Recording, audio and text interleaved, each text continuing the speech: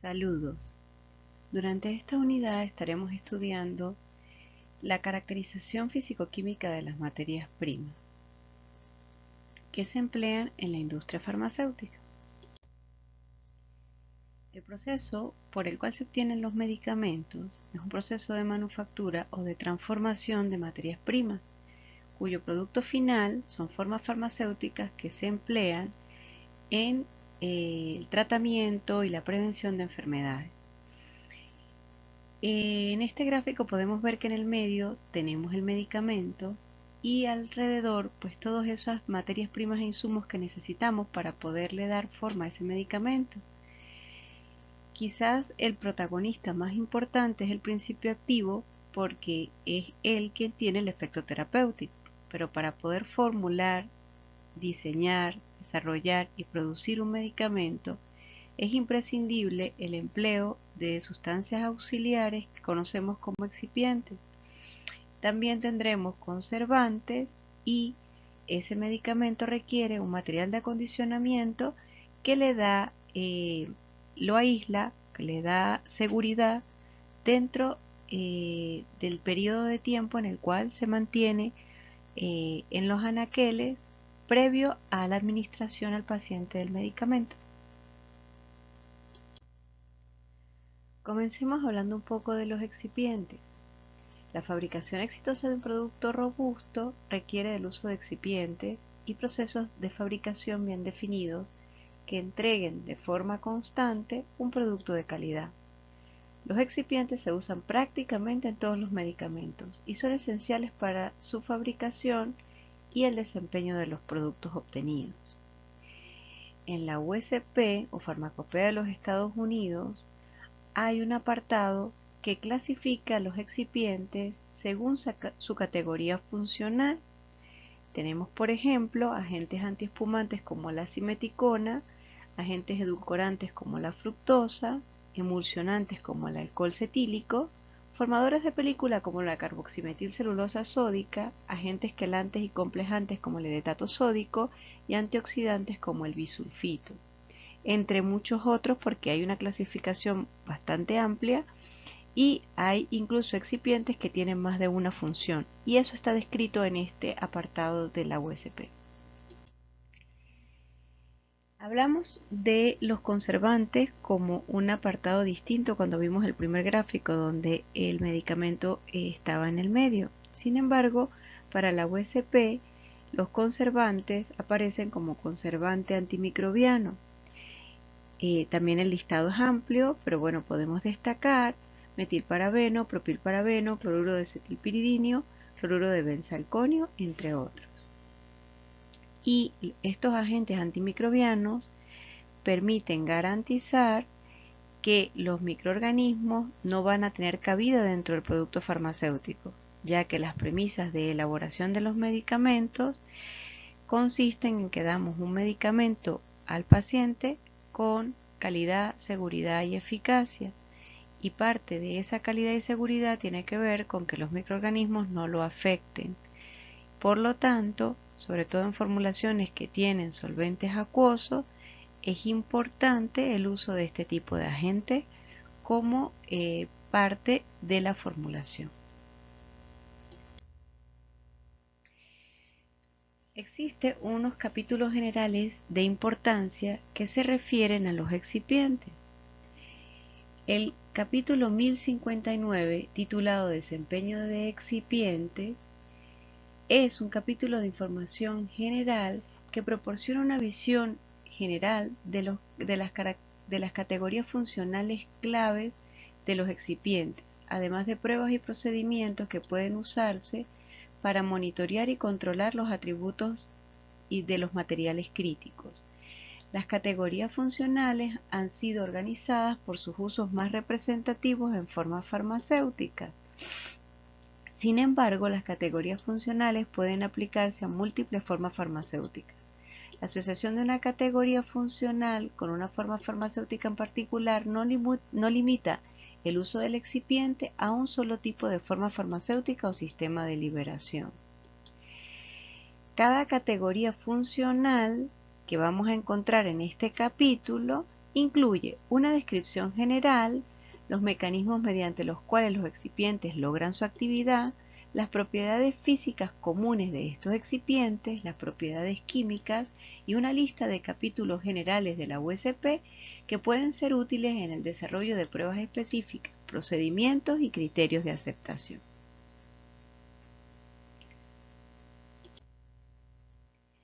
Existe otro capítulo general, que es el número 1078, titulado Buenas prácticas de fabricación para excipientes farmacéuticos a granel, que también es un capítulo de información general que proporciona guías para métodos, instalaciones y controles de fabricación que se deben usar en la producción de excipientes farmacéuticos para asegurar que los mismos posean la calidad, pureza, seguridad y aptitud para su uso.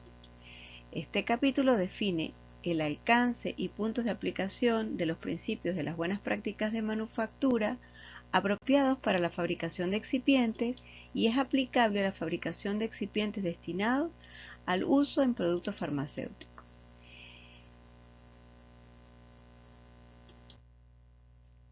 Comencemos a hablar de los principios activos. Vamos a hacer un poquito de historia de qué ha sucedido a lo largo de las diferentes ediciones de la USP para ver cómo es que se clasifican las pruebas que le debemos hacer a los principios activos, ya que éstas nos van a permitir caracterizarlos.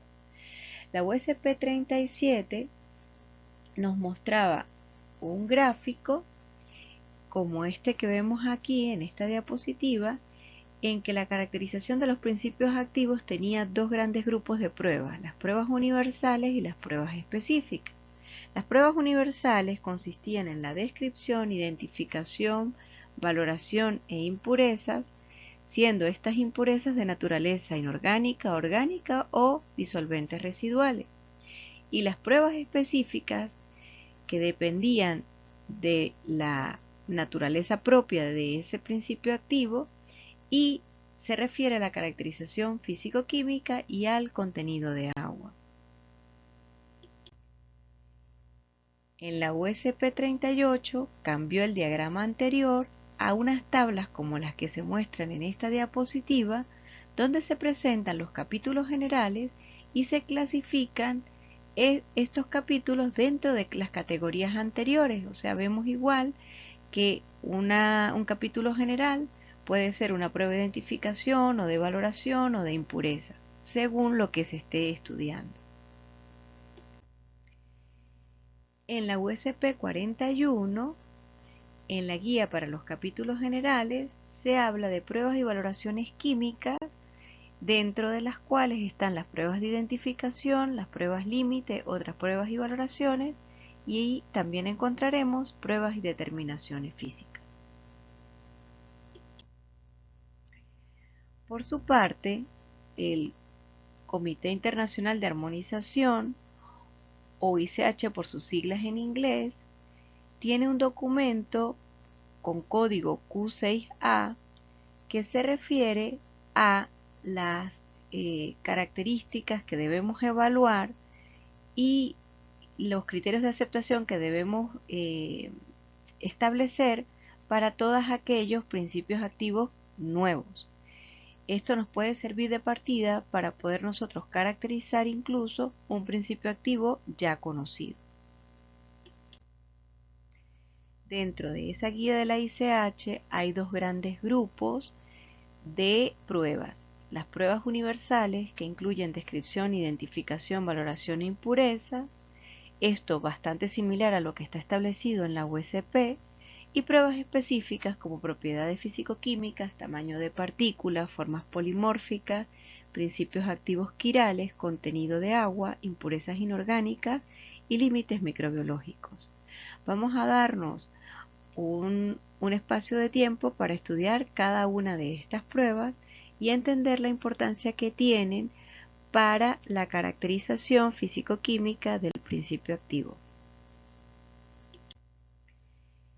Hablemos de la descripción, que también es conocido como el aspecto, pues es una exposición cualitativa del estado de agregación y color del principio activo. de haber cambio de alguna de estas características durante el periodo de almacenamiento, es necesario que se investiguen las causas del cambio y que se tomen acciones correctivas apropiadas. En la práctica se conoce que un cambio de color generalmente está asociado a un cambio químico o a un cambio físico.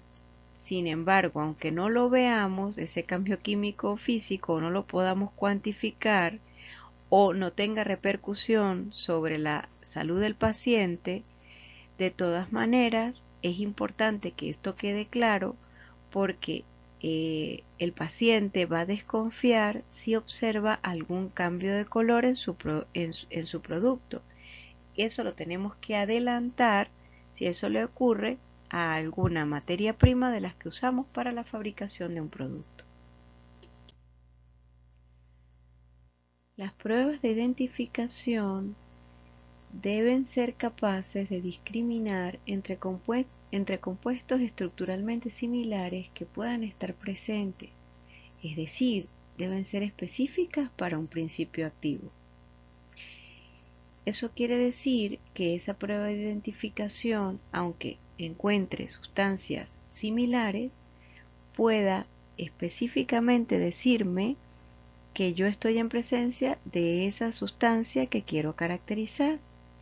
Entre las pruebas de identificación se destacan la espectroscopía infrarroja, la cromatografía de alta eficiencia con arreglo de diodo, la cromatografía de alta eficiencia de masas y la cromatografía de gases asociada a masas también. Si un principio activo es una sal, se deben realizar pruebas específicas para cada ion individual. Debemos considerar que la solubilidad de dos sales no es la misma. Entonces nos puede parecer igual tener diclofenac sódico o diclofenac potásico, pero el comportamiento no es el mismo. Entonces debo tener una prueba de identificación para el ion diclofenac y una prueba de identificación para el sodio o el potasio para poder garantizar que estoy en presencia de la sal adecuada. En el caso de principios activos que sean ópticamente activos, puede requerirse pruebas específicas de identificación o un estudio de rotación óptica. Como veremos más adelante, a veces uno de ellos dos, de las formas ópticamente activas, es la que tiene efecto terapéutico. Y la prueba de identificación tiene que permitirme saber que estoy en presencia justamente de esa forma. El capítulo 191 de la USP 41 se titula Identificación Pruebas Generales, en la cual encontraremos una descripción detallada de cuáles son esas pruebas y cuáles son los procedimientos a seguir para realizar estas pruebas de identificación que resultan esenciales cuando un insumo ingresa a la industria farmacéutica, ya que desde ese instante, desde el momento en que se identifica, sabremos que estamos en presencia del insumo adecuado y por lo tanto obtendremos el producto de forma adecuada. Hablemos de las pruebas de valoración. En los casos en que se justifique el uso del ensayo específico, otros procedimientos analíticos de apoyo deben ser utilizados para lograr especificidad global. Por ejemplo, cuando se adopta la titulación para ensayar una sustancia, la combinación del ensayo y un ensayo adecuado para impurezas debería ser utilizado. A eso se refiere el hecho de que requerimos de métodos específicos que permitan determinar la pureza o potencia del principio activo.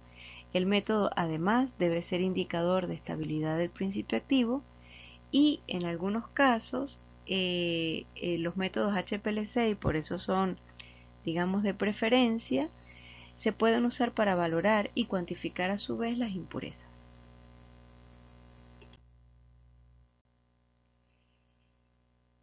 Hemos conversado a lo largo de esta presentación de las impurezas y ya habíamos dicho que existían impurezas de naturaleza orgánica, inorgánica y solventes residuales. Estas impurezas deben ser monitoreadas, ya que las impurezas orgánicas pueden ser derivadas de la degradación del principio activo, o las impurezas pueden surgir durante el proceso de síntesis de los principios activos. Los límites de aceptación deben establecerse para los productos de degradación individuales especificados, que pueden incluir tanto los productos de degradación identificados y los no identificados en su caso, y los productos de degradación totales. Impurezas del proceso de una nueva síntesis de un principio activo se deben controlar normalmente durante las pruebas que se le hacen a esta sustancia y por lo tanto no se deben incluir en el límite total de impurezas. Sin embargo, cuando una impureza de síntesis es también un producto de degradación, su nivel debe ser monitoreado y se incluye en el límite total del producto de degradación. Cuando se ha demostrado de manera concluyente a través de metodología analítica adecuada que el principio activo no se degrada en la formulación específica y bajo las condiciones de almacenamiento específicas propuestas durante la solicitud de un nuevo principio activo, el ensayo de productos de degradación puede ser reducida o eliminada después de la aprobación de los entes regulatorios correspondientes. La ICH tiene una guía codificada como Q3A que se refiere a las directrices para el estudio de impurezas en una sustancia farmacológicamente activa, digamos nueva. La USP tiene capítulos específicos para impurezas que son el 1086 y el 467. Hablemos dentro de las pruebas específicas de las propiedades físico-químicas.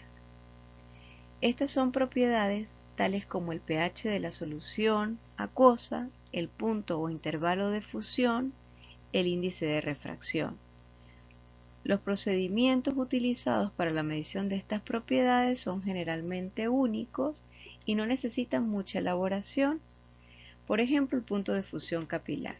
Las pruebas realizadas en esta categoría deben ser determinados por la naturaleza física de la sustancia activa que se quiere estudiar.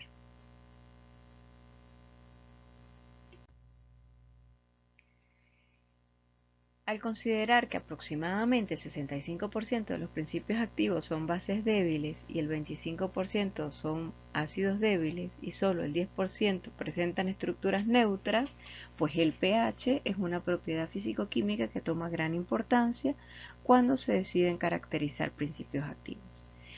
El pH está definido como el menos logaritmo de la concentración de hidrogenión y lo que estamos viendo en la ecuación química que está al inferior de la diapositiva es la ionización de la efedrina, un principio activo, y como vemos es capaz de protonarse y cambiar el pH del medio.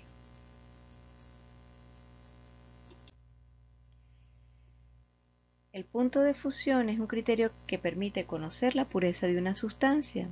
Generalmente se habla de un rango de fusión, ya que la exactitud y precisión depende de factores como el tamaño de la muestra, del capilar, de la temperatura inicial y de la velocidad de aumento de temperatura. Sin embargo, cuando se sale de ese rango de punto de fusión, se puede hablar de que la sustancia está contaminada e incluso puede ser un indicador de polimorfismo. El índice de refracción se utiliza como un estándar para líquidos como los aceites fijos y productos químicos sintéticos. El tamaño de partícula para algunas sustancias usadas en productos farmacéuticos sólidos o en suspensión, el tamaño de partícula puede tener un efecto significativo en la velocidad de disolución y en consecuencia en la biodisponibilidad y también en la estabilidad de la formulación. En tales casos, las pruebas para la distribución del tamaño de partícula debe realizarse con un procedimiento adecuado y debe proporcionarse además criterios de aceptación. Existen varios métodos descritos, entre los que destacan el método del tamiz, por ser un método conocido y ampliamente utilizado. Hablemos ahora de polimorfismo. Existen algunos principios activos que presentan diferentes formas cristalinas que difieren en sus propiedades físicas.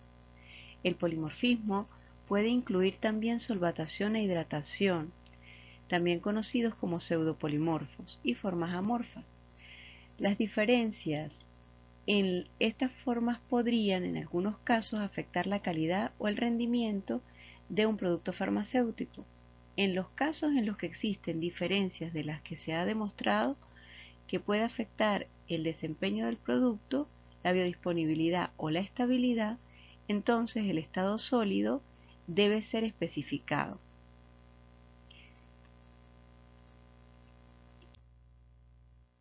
¿Cómo podemos determinar o cómo podemos establecer las formas polimórficas?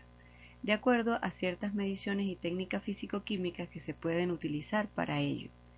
Entre ellas el punto de fusión, el infrarrojo de estado sólido, la calorimetría diferencial del barrido, el análisis termogravimétrico y el análisis térmico diferencial.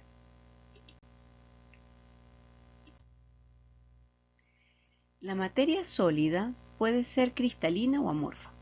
Los materiales cristalinos son aquellos en los que las moléculas se disponen en un orden concreto, orden que se repite una y otra vez, como lo que vemos en el gráfico aquí titulado o mostrado con la letra A.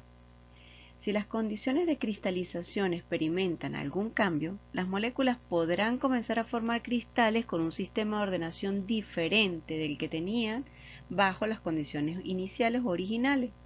Por ejemplo, un disolvente distinto, variación de la agitación o presencia de impurezas diferentes. En ese caso obtendremos un ordenamiento distinto, siendo la misma molécula, como el que está denotado en el gráfico con la letra B. Si miramos el ordenamiento de ambas estructuras, la A y la B, puede observarse que las moléculas del estado A están más esparcidas que las del estado B, lo que significa que la densidad de las dos formas cristalinas es distinta. La masa puede ser la misma, pero ocuparán volúmenes distintos. Parece que sería más difícil deshacer la estructura molecular de la forma B que la de la A, ya que en este último caso las moléculas están entretejidas en la estructura. Por lo tanto, el punto de fusión de A sería más bajo que el de B y podría disolverse con mayor facilidad. Si se intentaran triturar ambos cristales, pareciera que A se va a romper con mayor facilidad que B, ya que existen líneas de ruptura naturales, tanto horizontales como verticales, mientras que B no parece que tenga una línea débil evidente que permita su rotura fácil. Todo ello significa que las propiedades de trituración y compactación, es decir, cuando vayamos a comprimir de las dos formas, será distinta. En resumen, un cambio en la ordenación de las mismas moléculas puede llegar a formar dos formas cristalinas distintas que traerán como consecuencia cambios significativos de las propiedades del sólido que van a afectar el producto que se fabrique con este principio activo o con esta sustancia. Afortunadamente, los principios activos, su polimorfismo es de tipo monotropismo, es decir, que solo una de las formas polimórficas es estable y cualquier otro polimorfo o formas metaestables que se formen terminarán convirtiéndose en la forma estable. ¿Cómo sabemos nosotros que estamos en la forma estable? La forma estable es aquella que presenta el punto de fusión más alto. Por lo tanto, esa prueba física en sustancias que tienden al polimorfismo es de vital importancia en la caracterización de una sustancia activa o de cualquier materia prima. Las formas metaestables pueden disolverse hasta producir soluciones supersaturadas, ya que se disuelven con mayor facilidad. Estas soluciones supersaturadas acaban recuperando la solubilidad de equilibrio por precipitación de la forma cristalina que es estable, ya que la forma estable es la que tiene el punto de fusión más alto por lo tanto tendrá la estructura más fuerte y tendrá más baja velocidad de disolución. En el gráfico que se ve en la diapositiva se muestra la solubilidad de dos polimorfos distintos de sulfametoxidiazina y, como podemos observar, la solubilidad de la forma 2, que es la forma metaestable, es mayor que la de la forma 3. Sin embargo, si se añaden cristales de la forma 3 a la solución de la forma 2, se pasa directamente a la concentración de la forma 2 por efecto de la nucleación de esta forma.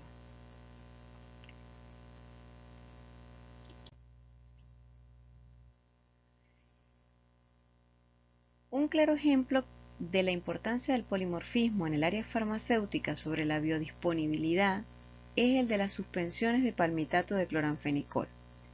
En el gráfico que ven en esta diapositiva se representan concentraciones plasmáticas de cloranfenicol versus el tiempo después de administrar una misma dosis de dos polimorfos y mezcla de ellos a un paciente. La forma alfa es la forma metaestable y menos soluble. Si se trata de fármacos de alta solubilidad en agua, es poco probable que la disolución limite su biodisponibilidad. Sin embargo, en principios activos de baja solubilidad es necesario controlar bien la forma polimórfica durante la fabricación del producto para garantizar de ese modo su biodisponibilidad, porque debemos garantizar siempre que será la misma y que permanezca así durante todo el periodo de vigencia del producto. La forma polimórfica estable es la de menor velocidad de disolución, por lo que puede resultar deseable acelerar la disolución usando una forma metaestable. Sin embargo, el riesgo que se corre de usar una forma metaestable es que durante el almacenamiento termine convirtiéndose en la forma estable y eso traerá como consecuencia modificaciones en sus propiedades.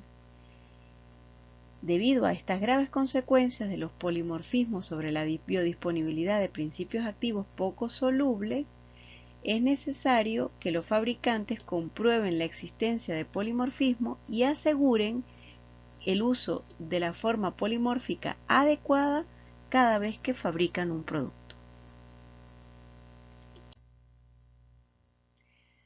Durante el proceso de cristalización de una sustancia, es posible que ésta atrape moléculas del disolvente en el interior de su estructura. Si ese disolvente que se utilizó es el agua, al material se le denominará hidrato. A menudo, las propiedades de los hidratos son distintas de las que tiene la forma anhidra, y a la diferencia que existe entre las formas hidratadas y anhidras se le denomina pseudopolimorfismo. La situación más habitual es que la velocidad de disolución de la forma anhidra sea mayor que la del hidrato. En la gráfica que ven en esta diapositiva se muestra el ejemplo de la teofilina. En este caso, el agua forma un enlace de hidrógeno entre dos moléculas del fármaco y mantiene unida la estructura, a la que proporciona una fuerza y estabilidad mucho mayor y por tanto hace que su velocidad de disolución sea menor.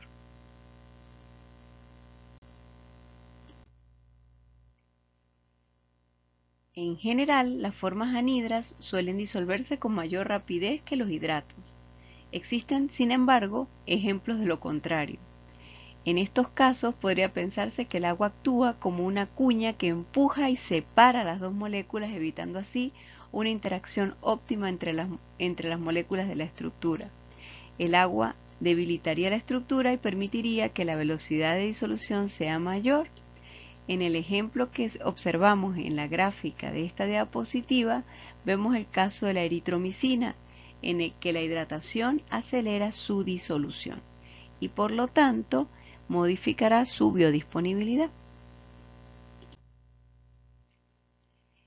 Ya en 1990 se había publicado una lista de compuestos farmacéuticos que incluía 614 principios activos y 23 excipientes con capacidad polimórfica, como los que pueden ver en la tabla de esta presentación. Algunos de estos fármacos, como el paracetamol, por ejemplo, son líderes del mercado. Y algunos grupos químicos presentan una alta tendencia a formar polimorfos, como es el caso de los esteroides, también de las sulfamidas y los barbitúricos. Un polimorfo puede presentar algunas propiedades indeseables respecto a sus otras formas posibles, que pueden imposibilitar la adecuada preparación industrial de los medicamentos. Aspectos como el grado de solubilidad, fluidez, compresibilidad e higroscopicidad puede imposibilitar operaciones tecnológicas de compresión, pulverización y molienda, liofilización y secado, entre otros.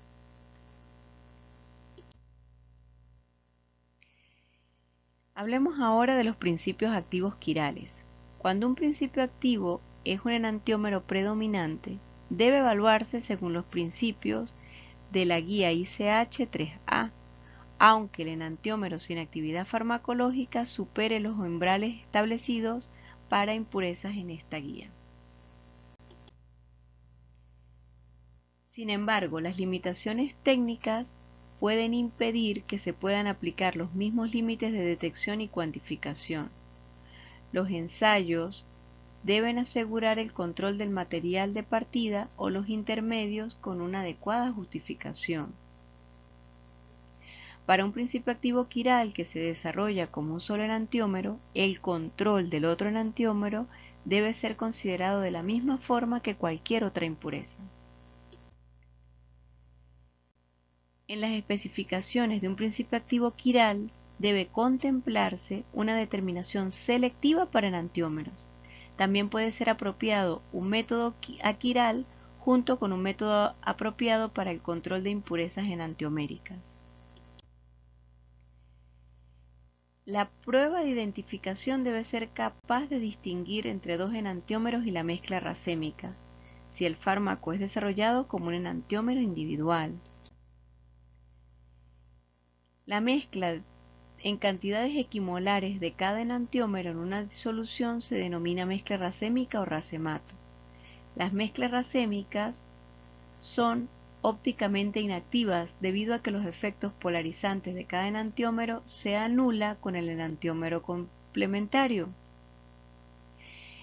En el caso de que estemos en presencia de un principio activo racémico, hay dos situaciones en las que la prueba de identificación estereoespecífica es necesaria para la aprobación o liberación de esa sustancia. Donde hay posibilidad significativa de que el enantiómero pueda ser sustituido por el racemato y cuando hay pruebas de que la cristalización preferencial puede conducir a la producción no intencional de la mezcla no racémica. Hablemos ahora del contenido de agua. Esta prueba es importante en los casos en que la sustancia activa es conocida por ser higroscópica o que se degrade por la humedad, o también cuando la sustancia es conocida por ser un hidrato estequiométrico. Los criterios de aceptación se pueden justificar con datos sobre los efectos de la hidratación o la absorción de agua. En algunos casos, la pérdida por desecación se puede considerar adecuada. Sin embargo, se prefieren procedimientos para la detección más específica del agua, como la titulación con el reactivo de Carl Fischer.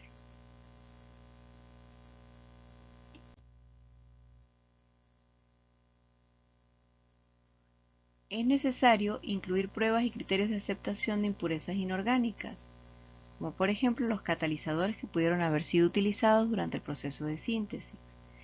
Estos deben ser estudiados durante el desarrollo y basado en el conocimiento del proceso de fabricación.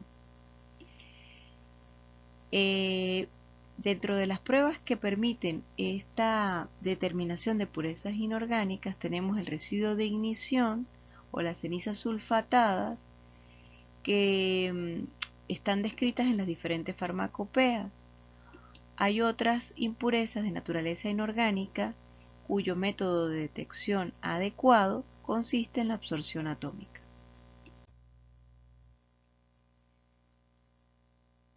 Puede haber necesidad de especificar el recuento total de microorganismos aerobios, el recuento total de levaduras y mohos y la ausencia de bacterias indeseables específicas. Eso es lo que conocemos como límites microbiológicos y se refiere al recuento total de microorganismos aerobios, de levaduras en moho y ausencia de bacterias específicas. Los que consideramos patógenos como el Staphylococcus aureus, la Escherichia coli, Salmonella y Pseudomonas aeruginosa. Los criterios de aceptación dependerán de la naturaleza del principio activo, del método de fabricación y del uso previsto. Las técnicas analíticas también están descritas en las diferentes farmacopeas y también aparecen criterios de aceptación.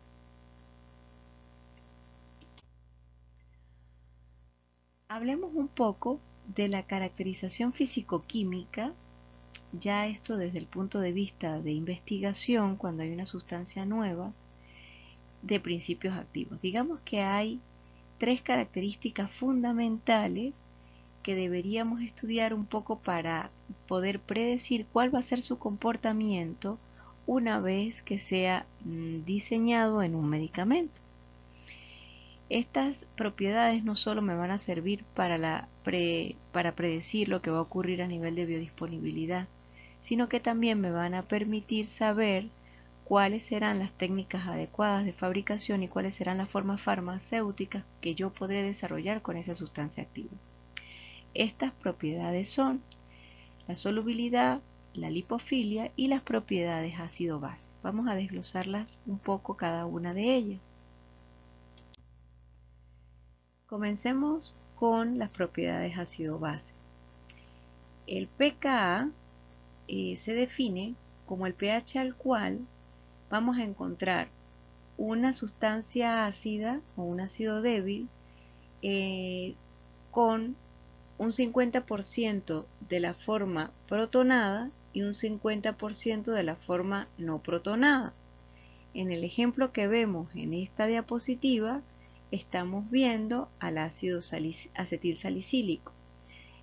Este, por su propia naturaleza química, es capaz de ceder un protón del grupo carboxílico y vamos a tener entonces en una solución siempre la forma precursora del ácido acetilsalicílico como tal y del ion que ha sido desprotonado. En el mismo orden de ideas, observemos lo que ocurriría con una base débil como la efedrina, que es la que vemos aquí. A diferencia de lo que ocurría en el ácido acetilsalicílico, en este caso, ella es capaz de protonarse y liberar iones OH del medio acuoso. Entonces, esa relación entre la forma protonada, la concentración de OH y la forma no protonada es lo que conocemos como Kb, y la reacción al contrario, que sería de la forma protonada a desprotonarle y convertirse en la base débil, es lo que conoceríamos, o la relación sería la constante Ka. Recordemos que la relación entre Ka y Kb corresponde a Kw, que es igual a 14 cuando a 25 grados centígrados Kw. Ahora, hablemos un poco de la solubilidad. Es necesario conocer la solubilidad de una sustancia para el desarrollo de formulaciones, por ejemplo, para preparar soluciones, y también para evaluar la influencia de la solubilidad sobre la biodisponibilidad. Hace un momento estábamos hablando de ácidos y bases débiles. En ellos, el pH va a jugar un papel predominante para su solubilidad. En ese caso, se debe evaluar la solubilidad en función del pH. Entonces, hablamos de elaborar perfiles pH dependientes porque la forma ionizada es más soluble que la forma neutra. ¿Qué es lo que hacemos para determinar la solubilidad? Podemos utilizar un método sencillo que es conocido como el método de agitación de Matraz, que es un método tradicional para determinar la solubilidad en equilibrio a un pH y temperatura establecida. El compuesto se añade en exceso en un determinado medio y se agita a un tiempo predeterminado. La saturación se confirma porque se observa presencia de material sin disolver a pesar de agitación por el periodo de tiempo establecido, y se considera el método más exacto para determinar la solubilidad, pero requiere un tiempo considerable y un método de cuantificación adecuado. Este artículo de Abdiv, que aunque es del 2007, explica con mucho detenimiento qué es lo que ocurrirá en un perfil de solubilidad en función del pH. Entonces, ¿qué es lo que esperamos para una sustancia ácida? Esperamos que con el incremento del pH aumente su solubilidad. ¿Qué esperamos para una base débil? Lo contrario. Esperamos que a pH ácidos sea alta su solubilidad y a pH básicos sea lo contrario. Y en el caso de sustancias anfiolíticas, pues entonces veremos un comportamiento tipo U, porque ellos van a presentar más de un pKa. Este artículo nos permite entender cuál es ese efecto o por qué esas sustancias ionizables sufren cambios de solubilidad dependiendo del pH. Entonces, si lo que queremos es pensar en la formulación, podemos estabilizar una sustancia en solución con un pH adecuado. Si estamos pensando en poder predecir la biodisponibilidad, tenemos que considerar cuál es la vía de administración y cuál es el pH que tenemos en esa vía de administración, para de ese modo hacer arte con el medicamento y conseguir la biodisponibilidad que deseamos de ese medicamento. Otra de las características importantes a evaluar en una sustancia activa es la lipofilia. Esta se estudia para poder saber si se pueden desarrollar formulaciones tipo emulsión, pero también nos permite evaluar si la sustancia es capaz de atravesar las membranas biológicas por difusión pasiva. ¿Qué es lo que se evalúa? Se evalúa el coeficiente de reparto, que consiste en saber cuando se mezclan dos sustancias invisibles como el N-octanol y una solución acuosa con un pH adecuado, es decir, un buffer, se mezcla la sustancia activa y se ve qué parte pasa a la fase del N-octanol, que es la fase como no polar, ¿sí? Entonces, se calcula el coeficiente de partición, que sería la concentración que va a haber en la fase del N-octanol entre la concentración que va a haber en la fase acuosa. D y P se relacionan, pero ¿qué pasa? Que D se refiere a la distribución de dos fases invisibles de todas las especies, las ionizadas y las no ionizadas. Pero P se calcula cuando estamos en la forma no ionizada. Y D y P serán iguales siempre que el pH así lo permita. Esto que vemos aquí es un poco el efecto que tiene las sustancias ionizables sobre el log D. Entonces, lo que ocurre es que una sustancia que se comporta como un ácido débil, fíjense lo que va pasando con el pH. Tenemos que el gráfico de solubilidad va a ser justo al contrario. Decíamos que los ácidos débiles disolvían a pHs, disolvían mejor a pHs alcalinos, pero la capacidad que tendrán de atravesar membranas es justo al contrario. Es mayor a pHs ácidos que a pHs alcalinos. Esto es debido a que aquí vamos a encontrar la forma no ionizada, y esa es la forma que va a promoverse, que va a pasar hacia la fase no polar o del N-octanol. Esto justamente, en esta diapositiva justo estamos viendo ese comportamiento. La especie sin carga es la menos soluble, pero es la más permeable. y la especie cargada es la más soluble, pero es la menos permeable. Entonces, digamos, buscamos un pH que permita una solubilidad adecuada, pero que también permita la permeabilidad.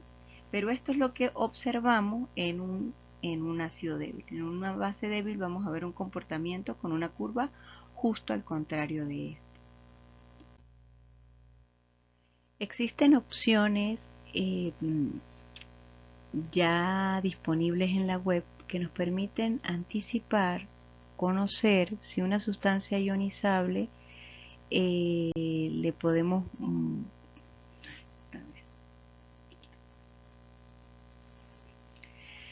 existen opciones en la web que nos permiten observar los grupos ionizables de una sustancia que sea un ácido o una base débil. Ejemplo de ello es lo que nos ofrece la página chemicalice.org. En el ejemplo de la diapositiva estamos solicitándole que nos muestre la estructura y nos muestre las propiedades. Nos va a mostrar propiedades de solubilidad y el log-D para el diclofenac. Entonces escribimos la palabra y luego le pedimos que nos muestre las propiedades. Entonces nos va a mostrar un gráfico como esto. En este gráfico podemos ver los grupos ionizables, todos los grupos ionizables y el pH al cual eso va a ocurrir. Y como pueden ver, también da un aproximado del log-D, que es ese coeficiente de partición a lo largo del pH. Pues un gráfico del coeficiente de partición en función del pH. Aquí estamos viendo más de cerca la estructura con los grupos ionizables y el pKa de esos grupos ionizables que están presentes en la estructura. Y luego veríamos el gráfico de Berrum. En este gráfico de Berrum pueden observar, digamos, la forma azul sería esta, y esta va a ser como la concentración que vamos a ver de esta forma a lo largo del pH. Esta forma naranja, fíjense que se diferencia de esta porque en el grupo carboxílico tiene el hidrógeno que aquí fue desprotonado. Entonces esta forma naranja la vemos en la gráfica, cómo se comportaría o cuál será su concentración a lo largo del pH. Entonces esto nos adelanta un poco lo que vamos a observar en esa gráfica de solubilidad en función del pH, que luego la podemos determinar experimentalmente, pero esto ya nos permite saber un poco aproximado cuál va a ser el medio de mejor solubilidad de la sustancia y cómo vamos a encontrar las diferentes formas ionizables de los ácidos y las bases débiles. Espero que esta presentación haya sido de su agrado. Para cualquier duda, por favor contactarme por estos correos electrónicos que ven a continuación. Mil gracias.